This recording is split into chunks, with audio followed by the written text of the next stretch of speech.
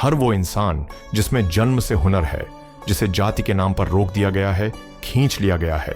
यह कविता उस समुदाय के लिए भी है जिसने प्रकृति को मां मानकर पूजा, जो जल, जंगल और जमीन का सच्चा रखवाला रहा।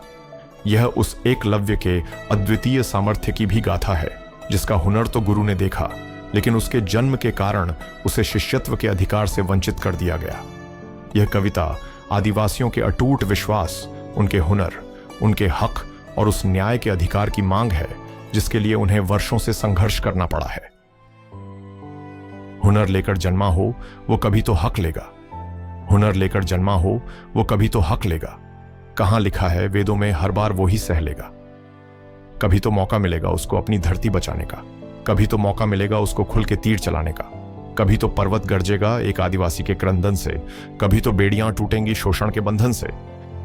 कहां लिखा हर बार सामने शहर का शिकारी हो, यह भी तो हो सकता है इस बार आदिवासी की बारी हो। वो जब अपनी पर आएगा, अपनी संस्कृति बचाएगा।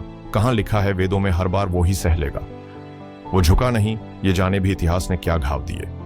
जब बात अस्तित्व की आई तो पुरखों के सपने याद किए। वो वरदानों से नहीं बना, उसका कतरा भी इतिहास है। वो जिक्र भी यह दिखा गया, उसका सामर्थ्य विश्वास है। किसी युग में तो वो भी इन पापों का बोझ उतारेगा। किसी युग में तो वो भी इन पापों का बोझ उतारेगा। कहां लिखा है वेदों में हर बार वो ही सह लेगा। कहां लिखा है वेदों में हर बार वो ही सह लेगा। मैं आपका दोस्त डॉक्टर भाविन कुमार शांतिलाल वसावा भरूच से।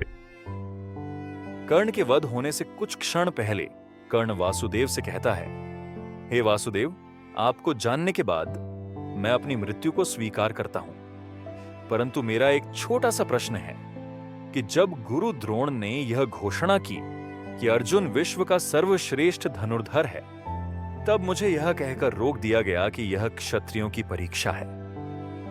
द्रौपदी स्वयंवर में जब मैंने मछली की आंख को भेदना चाहा तो मुझे सूतपुत्र कहकर रोक दिया गया। युद्ध में आने से पहले मेरे कवच कुंडल मुझसे दान में मांग लिए गए, उसके बावजूद मैं युद्ध करने आया और अब मेरा वध छल से किया जा रहा है।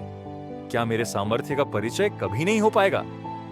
वासुदेव ने कहा, हे कर्ण, तुम्हारा वध करने के लिए युद्ध में आने से पहले तुमसे कवच कुंडल दान में मांग लेने के बाद भी तुम्हारा वध करने के लिए हमें छल का सहारा लेना पड़ रहा है।